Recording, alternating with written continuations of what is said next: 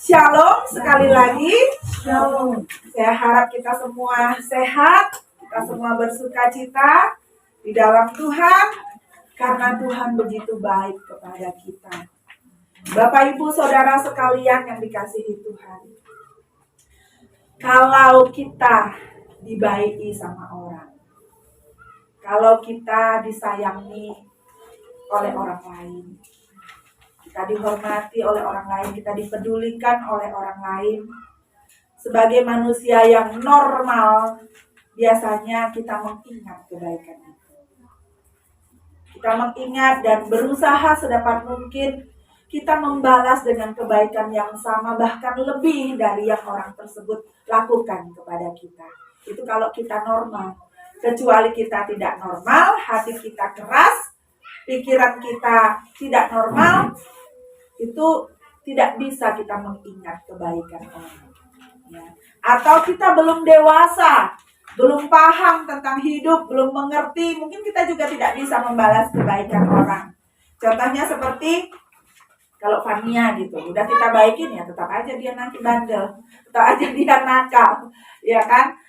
Anak-anak TK misalnya kepada orang tuanya sudah baik, mereka nggak mungkin ingat kebaikan orang tuanya. Yang ada mereka merasa orang tuanya ini berhutang sama dia.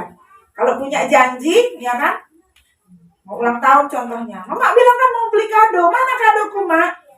Pokoknya kadonya sepeda warna ungu. Contohnya harus itu. Seakan-akan orang tuanya yang berhutang sama dia. Ya kan? Jadi Bapak Ibu Saudara yang terkasih dalam Tuhan, demikian juga kita kepada Tuhan. Seharusnya dalam hidup kekristenan kita yang normal, yang benar, itu kita mengingat kebaikan Tuhan. Mari kita buka di dalam Mazmur pasal 103 ayat 1 sampai dengan ayat yang ke-5. Mazmur 103 ayat 1 sampai dengan yang ke-5.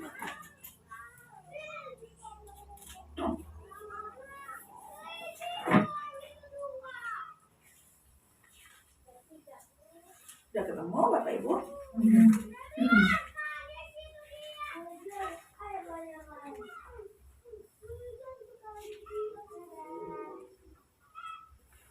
Sudah? Kalau sudah, nanti kita akan baca bergantian. Saya ayat pertama, Bapak Ibu sekalian ayat kedua, saya ayat ketiga, dan seterusnya nanti ayat yang terakhir kita akan baca bersama-sama. 2, 3, demikian firman Tuhan. Pujilah Tuhan, hai jiwaku. Pujilah namanya yang kudus, hai segenap batinku. Pujilah Tuhan, hai jiwaku, dan janganlah lupakan segala kebaikannya. Dia yang mengampuni segala kesalahanmu, yang menyembuhkan segala penyakitmu. Dia yang menebus hidupmu dari lubang kubur, yang memahkotai engkau dengan kasih setia dan rahmat. Bersama-sama 2, 3 ya. Dia yang memuaskan hasratmu dengan kebaikannya, sehingga masa mudamu menjadi baru seperti pada burung raja-raja. Kita tahu ada istilah yang namanya hutang budi, ya kan? Tadi di awal saya sudah sampaikan kalau kita normal, kita pasti mengingat kebaikan orang dan kita berusaha membalas kebaikan orang lain melalui kebaikan yang akan kita lakukan. Itu namanya hutang budi. Apalagi kalau seandainya kita hutang nyawa. Mungkin kita pernah diselamatkan, satu hari kita mau ditabrak truk contohnya kan, dan seharusnya kita penyet di lintas truk itu, tapi ternyata ada orang yang menarik kita, menyelamatkan kita. Saya rasa kalau ada orang seperti itu, seumur hidup kita, pasti kita akan melakukan apa yang bisa kita lakukan yang baik untuk membalas orang tersebut. Bapak Ibu Saudara yang saya kasihi di dalam Tuhan dan yang Tuhan kasihi, sebenarnya kita juga adalah orang yang berhutang budi kepada Tuhan. betapa kebaikan Tuhan itu seharusnya kita ingat. Seperti kata firman Tuhan tadi, janganlah lupakan segala kebaikan. Ya Bu, saya tidak lupa. Tuhan itu baik, saya ingat. Ingat dengan kebaikan Tuhan itu terwujud dengan perbuatan, Bapak Ibu. Bukan cuma mengingat, terus kita tidak melakukan apa-apa. Ya, saya ingat dia pernah baik sama saya pernah ditolong dia, tapi kita tidak melakukan apapun, tidak terbukti dengan tindakan apapun untuk mengingat kebaikannya. Demikian juga kepada Tuhan. Ya. Kalau ingat kebaikan Tuhan, kalau kita menghargai kebaikan Tuhan seperti kata pemazmur juga, dengan apa kita balas kebaikan Tuhan? Dengan apa sih kita menjawab, membalas kebaikan Tuhan? Kita adalah orang-orang yang berhutang kepada Tuhan. Makanya ada pujian di GSKI kan, yang kesukaannya Pak Wilton itu. Ku hutang kehidupan, ku hutang kebaikan kepadamu Bapa di surga.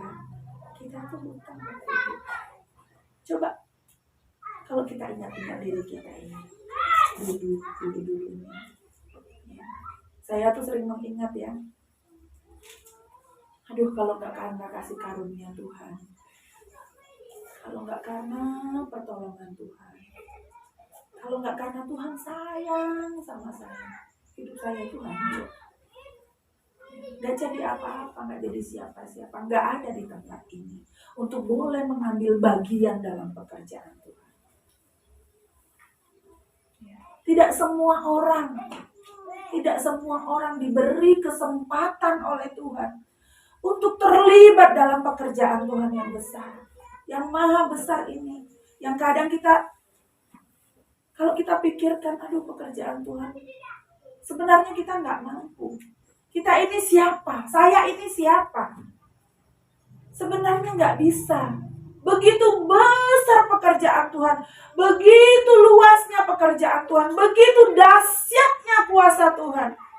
Kalau saya ada di tempat ini mengambil bagian, diberi kesempatan oleh Tuhan, itu karena kasih karunia Tuhan. Bukan orang baik, bukan orang pintar, bukan orang super, ya, bukan manusia super, tapi Tuhan mau pakai, Bapak Ibu. Ya. Kemarin saya diceritain oleh Bu Pani, ya. Bu Pani pelayanan di Medan, pengusiran roh jahat yang kemarin saya WA Bapak itu, Bapak Gotong. Jadi betapa roh jahat ini memang betul-betul jahat. Dia menguasai hidup orang, merebut hidup orang sampai sangat-sangat menderita. Sampai susah sekali hidupnya. Ya. Tapi itu adalah yang kelihatan. Dan Bu Pani sama Pak Hotang benar-benar berjuang, benar-benar berperang, perang roh ya. Peperangan roh. Dan mereka betul-betul menarik orang tersebut dari kuasa kegelapan ini. Itu yang nyata, itu yang kelihatan.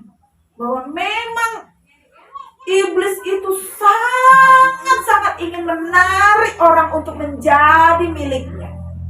Untuk bersama-sama dengan mereka mendapat penghukuman di neraka. Makanya neraka itu disediakan ya untuk orang-orang yang memang mau mengikut iblis. Jadi orang ini kerasukan karena memang mereka bergiat mencari roh nenek moyang.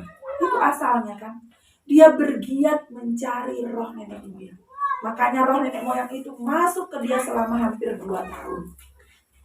Kerasukan selama hampir 2 tahun. Ya, itu mengerikan. Hidupnya hancur, tubuhnya menderita. Ikut anak-anaknya 3 kecil-kecil juga kerasukan. Ya, mengerikan hidupnya. Kacau balau. Itu yang kelihatan Bapak Ibu. Tetapi sebenarnya ada kuasa-kuasa iblis yang memang gak kelihatan, yang menarik kita sedemikian rupa untuk kita jauh daripada Tuhan. Macam-macam Bapak Ibu.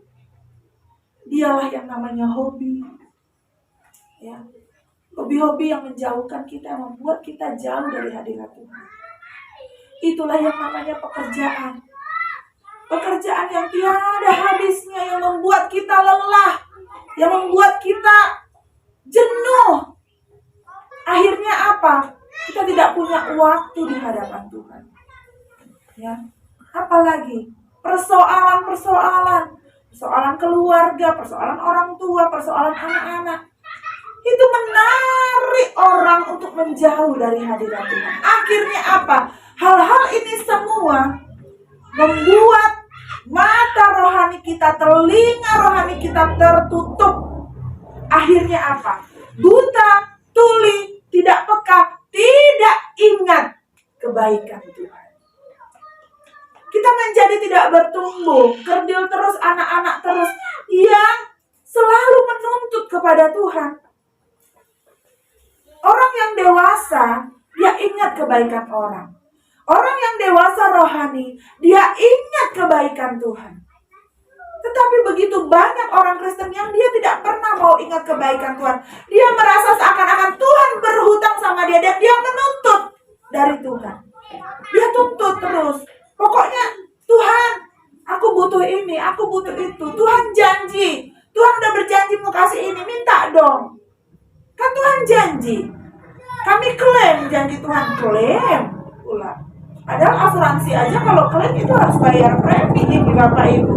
Kita bayar premi enggak sama Tuhan? Ya, kita bayar premi enggak sama Tuhan?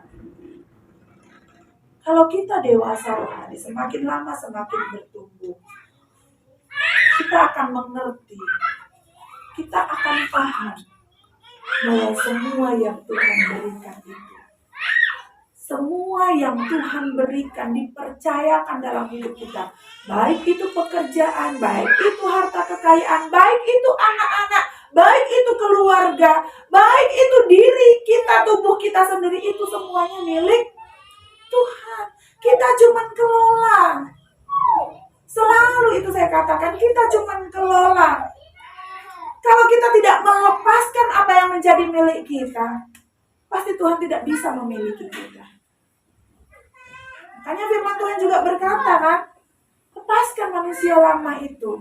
Jangan ada yang kita pertahankan. Jangan ada yang kita pertahankan. Kita hanya pandang Tuhan, pandang kebaikan Tuhan. Dan kebaikan Tuhan yang paling indah adalah ketika Dia menyediakan tempat bagi kita di langit baru dan bumi baru. Itu yang kita pandang. Kalau yang di bumi ini semuanya fana, semuanya pasti hilang, semuanya pasti mati, semuanya pasti lenyap. Jadi gak usah ditangisi. Gak usah ditangisi. Bumi ini akan lenyap. Kita ini, tubuh kita ini fana. Dan percayalah Bapak Ibu Saudara sekalian, bahwa kita pasti mati. Saya juga akan selesai. Ibu Bapak juga akan selesai. Orang tua kita akan selesai. Karena itu fana. Tapi yakinlah, pandanglah kepada Tuhan. Pandanglah kepada kekekalan yang Tuhan berikan itu. Karena Tuhan menyediakan langit baru dan bumi baru, di mana tidak ada penyakit, di mana tidak ada kesedihan, tidak ada air mata. Itu yang kita pandang. Itu kebaikan Tuhan yang sungguh luar biasa bagi kita. Lalu kenapa kita tidak memberikan, menyerahkan seluruh hidup kita? Seluruh hidup berarti seluruh apa yang kita miliki. Baik itu harta kita, baik itu keluarga kita, baik itu anak-anak kita. Kalau kita bilang, Tuhan, aku menyerahkan hidupku. Hidup kita berarti seluruhnya. Tidak ada yang kita sisakan. Tidak ada yang kita sisakan. Seperti Abraham menyerahkan seluruh hidupnya. Ketika anaknya pun diminta, potong, siap. Apakah kita seperti itu? Apakah kita masih menuntut Tuhan memberikan sesuatu yang kita minta? Ya, dan bahkan kita paksa Tuhan. kita minta kesembuhan pun, ya sekarang saya belajar kalau kita minta kesembuhan atau apapun yang saya perlukan, misalnya kebutuhan yang mendesak, saya selalu berkata, jika Tuhan berkenan, jika Tuhan mau, jika Tuhan izinkan, saya minta. Kalau Tuhan nggak izinkan, ya udah nggak apa-apa. Kesembuhan pun demikian, jika Tuhan izinkan, saya minta kesembuhan. Kebahagiaan pun juga jika Tuhan izinkan. Kalaupun saya menderita, kalaupun saya susah, yang penting saya tahu Tuhan itu sangat baik sama saya. Sangat baik. Itu yang paling perlu. Kebaikannya itu sudah terbukti, kita hutang nyawa ke Bapak Ibu. Sebentar lagi kita akan merayakan Paskah. Itu kita mengingat betapa kita berhutang nyawa kepada Tuhan. Yang seharusnya kita ini dihukum mati. Seperti Bapak yang sana itu, ya, sudah dijatuhi hukuman mati.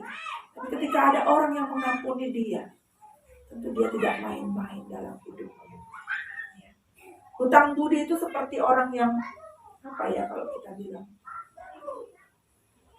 saya tuh pernah nonton SpongeBob tentang cerita hutang budi. Jadi suatu hari ada temannya SpongeBob itu mau tertimpa apa gitu ya. Lalu SpongeBob menolong. Nah, ketika dia menolong, si temannya ini merasa dia hutang budi kan? Dia hutang budi, jadi dia selalu ingin membalas sampai diikuti kemana SpongeBob pergi. Lucu sebenarnya, lucu, filmnya tuh lucu. Jadi kemana SpongeBob pergi dia ikuti, kemana sampai ditolong semua, disediakan makanannya, sikat gigi disikatkan semualah. Sampai lucu saya lihat, saya terkekeh-kekeh waktu itu, lucu sekali. Tapi saya ingat kembali dari firman Tuhan ini. Betapa kalau kita merasa berhutang budi sama Tuhan, kalau kita mengingat kebaikan Tuhan, berarti kita benar-benar hidupnya itu bersama Tuhan. Gak boleh jauh-jauh. Ya, kita terikat dengan Tuhan. Kita terikat dengan kasih-Nya.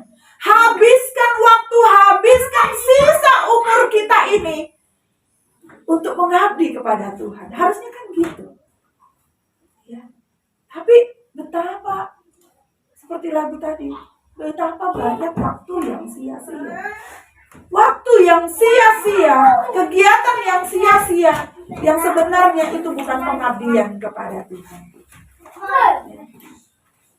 Lalu bagaimana supaya kita mampu, supaya kita bisa hidup mengabdi sepenuhnya kepada Tuhan? Bagaimana caranya? Kita bisa mempersembahkan sepenuhnya kepada Tuhan, dan Tuhan menerima balasan kebaikan itu bagaimana caranya? Bukan semua orang, bukan semua manusia yang Tuhan berkenan menerima kebaikannya. Ya kan?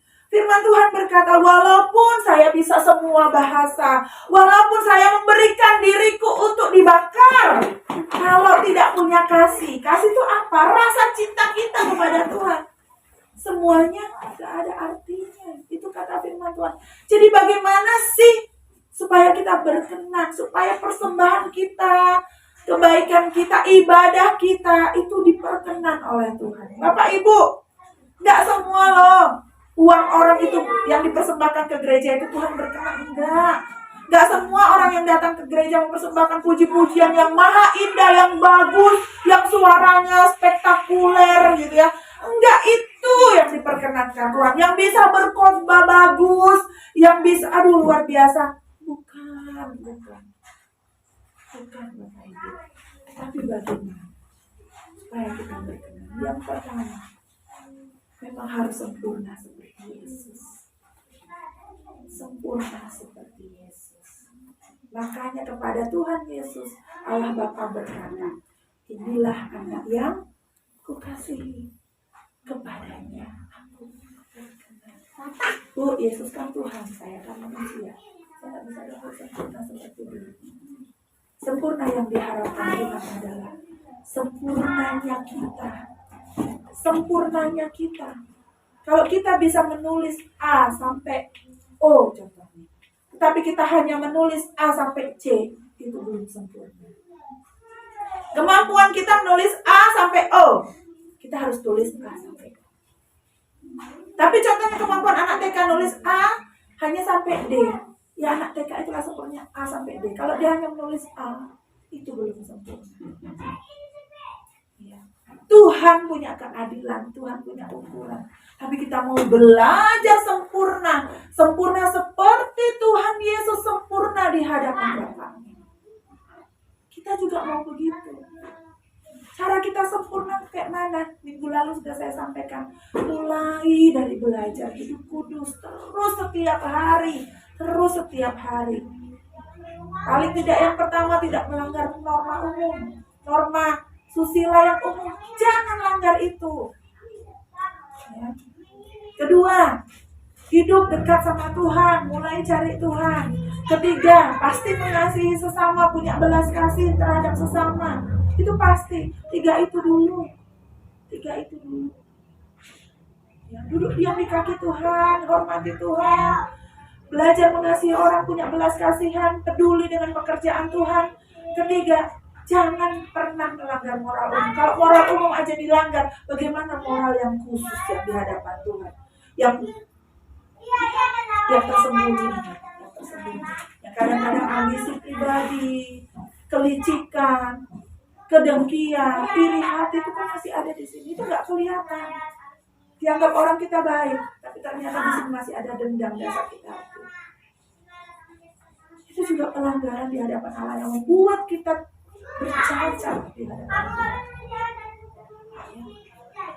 Jadi kita mau mempersembahkan, mau membalas kebaikan Tuhan. Yang pertama kita harus sempurna. Tuhan bilang kita harus sempurna. Kalau kita nggak bisa sempurna, Tuhan nggak akan bilang di firman. Nggak akan bilang. Sempurna itu sulit, tapi bukan mustahil. Dia sangat sulit, tapi tidak mustahil.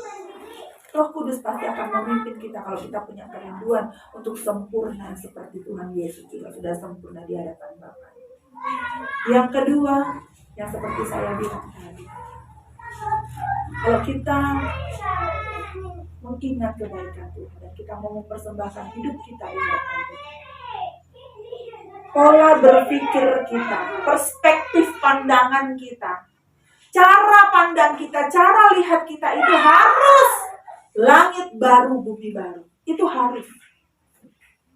Selama kita masih melihat bahwa kebahagiaan kita ada di dunia fana ini, bahwa yang membahagiakan kita yang ada di dunia ini, kita tidak akan bisa sesuai dengan pikiran dan perasaan Tuhan. Karena pikiran dan perasaan Tuhan bukan untuk yang fana, tapi untuk kekekalan. Kalau pola berpikir kita masih terus di bumi ini, tertinggal di sini, seperti Paulus berkata, pikirkanlah perkara-perkara yang di atas, bukan yang di bumi. Karena dia tahu, proyeksi dia bahwa ada hidup yang nanti, hidup yang sebenarnya, yang selama-lamanya, yang kekal. Di situ kita hidup. Jadi kalau di sini kita masih mengalami sakit penyakit, susah, uang susah, keluarga susah, pekerjaan susah, itu wajar sebenarnya. Itu wajar. Gak usah kita klaim-klaim janji Tuhan, gak usah kita minta janji Tuhan untuk ditepati. Kita gak dewasa di sini. Kita gak dewasa. Kita nuntut terus sama Tuhan, seperti anak kecil tadi, nuntut terus sama mamanya. Ya, seakan mamanya yang berhutang sama dia. Kan seperti itu. Kayak si Josephine misalnya, katanya mau jalan-jalan, ayolah jalan-jalan gitu kan. Kalau nggak dituruti, suntuk dia. Kita nggak seperti itu lagi di hadapan Tuhan. Kita nggak seperti itu lagi. Ya. Kita nggak seperti itu lagi. Mari kita pandang bahwa memang Tuhan sangat baik kepada kita. Kita pandang kekekalan itu. Bapak Ibu, mari kita mulai memikirkan, apa sih yang Tuhan ingin saya lakukan? Apa sih yang Tuhan mau saya kerjakan untuk menjadi bagian dalam proyek besarnya Tuhan? Coba mulai perkarakan dalam hidup kita. Tuhan mau apa? Tuhan mau apa? Dan yang penting kita bersedia. Karena mengingat kebaikan Tuhan itu, Tuhan Tuhan saya bersedia, saya mau ambil bagian dalam pekerjaan Tuhan. Dimanapun Tuhan tempatkan kita, ya. Nggak usah lagi berpikir yang pokoknya saya mau begini, saya mau begitu. Enggak, terserah Tuhan. Dimanapun Tuhan letakkan kita, di kota apapun Tuhan letakkan kita, tanya kepada Tuhan, kenapa Tuhan saya ada di sini? Apa yang Tuhan mau saya kerjakan untuk proyek besarnya Tuhan, untuk pekerjaan Tuhan yang maha dahsyat ini. Bapak Ibu, luar biasa. Pekerjaan Tuhan sangat besar dan orangnya kurang Bapak Ibu. Ya. Kemarin saya dapat info dari Pak Erastus. Jadi sekarang sekolah-sekolah teologi itu sebenarnya terancam. Karena mungkin mau ada peraturan bahwa setiap universitas teologi, sekolah teologi itu harus ada profesornya segini, gitu. Minimal ada berapa. Jadi kalau memang itu diterapkan bahwa harus ada profesor, Bapak Ibu perlu tahu bahwa profesor teologi yang Kristen itu di Indonesia paling cuma ada 6, mungkin kurang lebih ya, cuma 6. Dibandingkan dengan profesor saudara kita yang di agama lain, ribuan profesornya. Mereka kan bisa berdiri universitas mereka yang mendoktrin teologi orang itu akan berdiri berjamur, sementara STT akan habis. Paling bisa cuma 2 atau berapa berdiri di Indonesia ini. Nah, kenapa orang Kristen, bahkan orang Kristen yang kaya-kaya tidak berpikir untuk itu? Anaknya kalau pintar, sekolahnya di mana? Di luar negeri.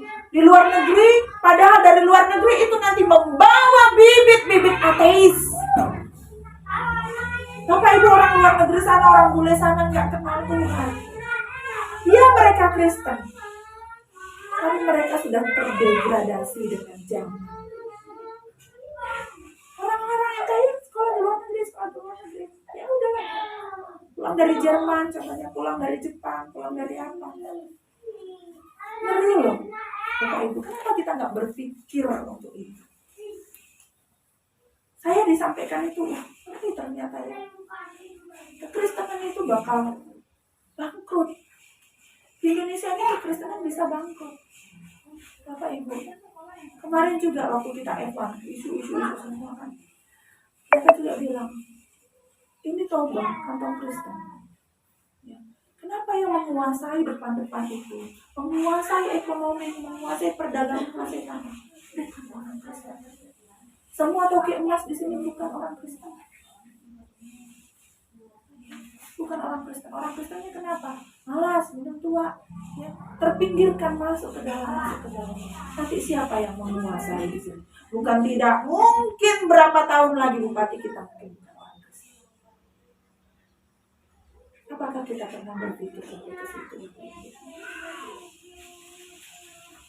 Pernahkah kita mengusahakan anak kita ini supaya benar-benar ekstrim ikut Tuhan, kenal Tuhan dengan betul-betul? Kita pernah nggak berpikir begitu? Makanya saya tuh pengen banget sekolah ini dari kecil.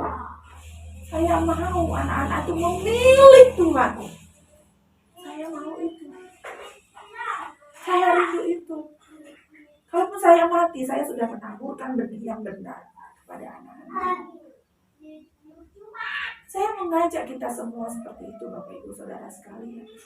Walaupun kita sedikit, tapi mau kita militan di hadapan Tuhan. Kita militan, ayo. Kita balas kebaikan Tuhan itu. Ingat kebaikan Tuhan. Jangan kita cuma mau menuntut kepada Tuhan. Yuk kita balas kebaikan Tuhan. Selama umur kita masih diberi kepada Tuhan, kita nggak tahu kapan kita meninggal. Kita nggak tahu kapan kita selesai.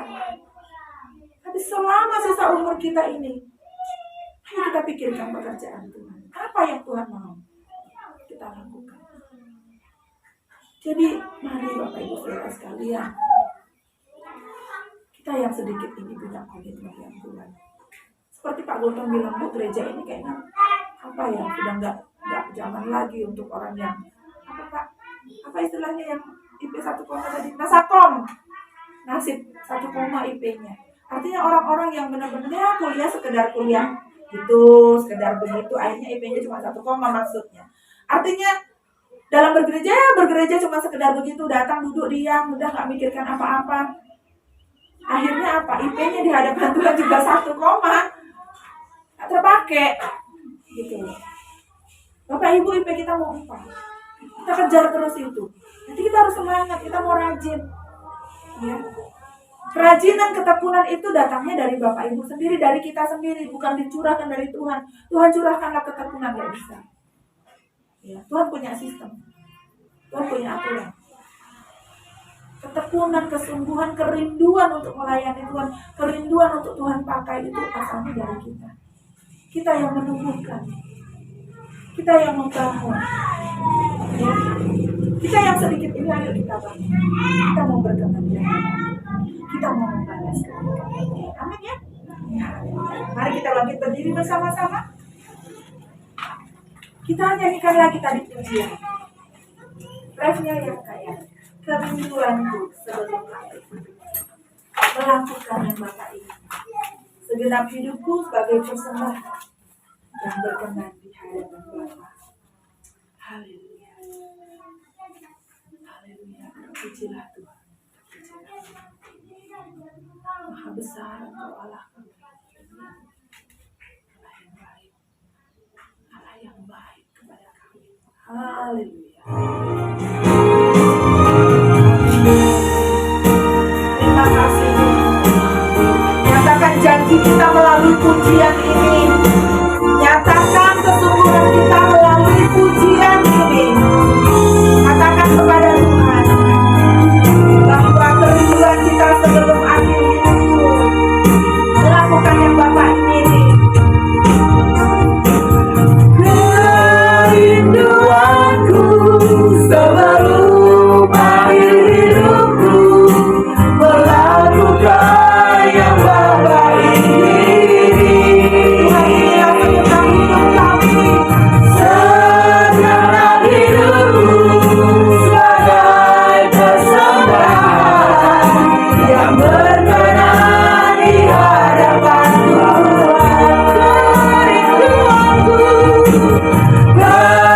Kerinduanku sebelum akhir hidupku melakukan yang Bapa ingini.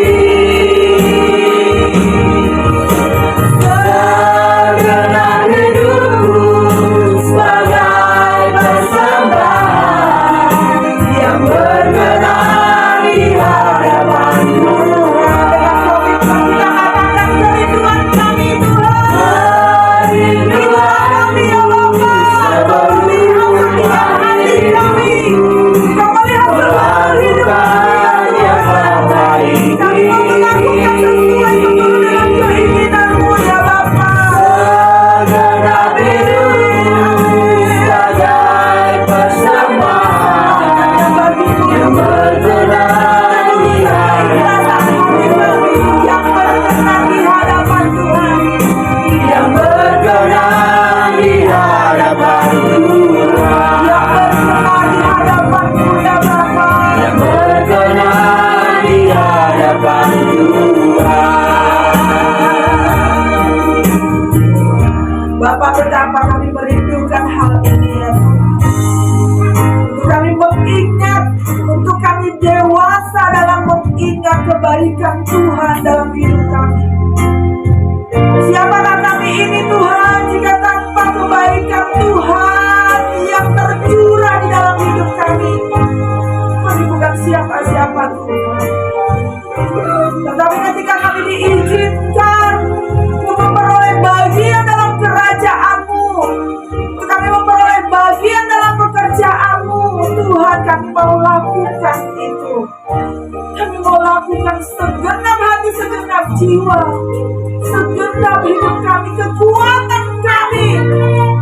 Kami serahkan kepada-Mu Tuhan. Seluruh milik kami, tidak ada yang kami sisakan. Bagi-Mu Tuhan, semuanya bagi-Mu ya Tuhan. Terpujilah Engkau Allah yang besar, Allah yang benar. Terpujilah Engkau Bapa kami Elohim ya Allah. Bertahtalah atas hidup kami, berkuasalah atas hidup kami. Terima kasih Bapak. Terima kasih untuk kesempatan mendengar firman-Mu hari ini. Biar kami boleh diubahkan. Hidup yang baru yang bersama Tuhan. Hidup yang baru. Hidup yang memuliakan Tuhan. Bersyukur kepada Tuhan. Kalau sebentar kami mau kembali ya Bapak ke tempat kami masing-masing. Biarlah Engkau yang menyertai kami. Biarlah penyertaan-Mu itu sempurna atas kami Tuhan. Sehingga kami berjalan dalam terang kebenaran Tuhan setiap hari, setiap saat, dan kami tidak terhilang dari hadirat Tuhan. Terima kasih Bapak. Kami juga menyerahkan Tuhan acara kebaktian anak setelah ini Tuhan. Kami menyerahkan anak-anak ini ke dalam tangan kuasa-Mu. Engkau yang mengurapi mereka dengan Roh Kudus-Mu, memimpin mereka untuk bertumbuh di dalam Tuhan. Berkati sekolah minggu ini Tuhan, berkati ibadah anak ini. Berkati kami semua yang mengambil bagian dalam pelayanan. Urapan-Mu secara khusus Tuhan, untuk kami boleh datang di ruangan-Mu yang kudus. Terima kasih Bapak. Mari semua kita mengangkat tangan, menghadapkan wajah kita, hati kita ke dalam hadirat Tuhan. Terimalah berkat Tuhan. Permata hati Tuhan, kekasih hati Tuhan. Mari kita pulang dengan membawa damai sejahtera, sukacita, kebaikan yang tiada putus-putusnya. Dari Allah Bapa kita Elohim Yahweh, Allah yang menciptakan langit dan bumi. Dan terimalah cinta kasih dari Tuhan kita Yesus Kristus, yang mau menderita bagi kita, tapi juga hidup bagi kita. Dan terimalah penyertaan Roh Kudus, memimpin kita di dalam kebenaran, mengerjakan bagian-bagian yang harus kita lakukan dalam mengiring Tuhan. Mulai dari sekarang sampai selama-lamanya, Tuhan datang kedua kali menjemput kita sebagai orang-orang yang dilayakkan dalam kebenaran di dalam Tuhan kita Yesus Kristus. Terimalah berkat Tuhan di dalam nama Tuhan Yesus. Haleluya, haleluya. Yang percaya katakan amin. Haleluya. Shalom, Tuhan memberkati.